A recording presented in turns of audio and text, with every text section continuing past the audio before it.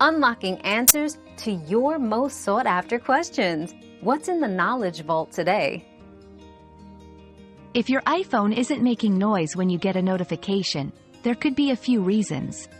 First, check if your phone is on silent mode or Do Not Disturb is activated. Both can be toggled off from the control center. Secondly, verify volume settings under Sounds and Haptics in the Settings app to ensure the ringer volume is turned up. Lastly, ensure that the specific app's notification sounds are enabled within the app's settings or the notifications section in Settings. Another mystery solved, but many more await. Keep up with our daily discoveries by subscribing and turning on notifications.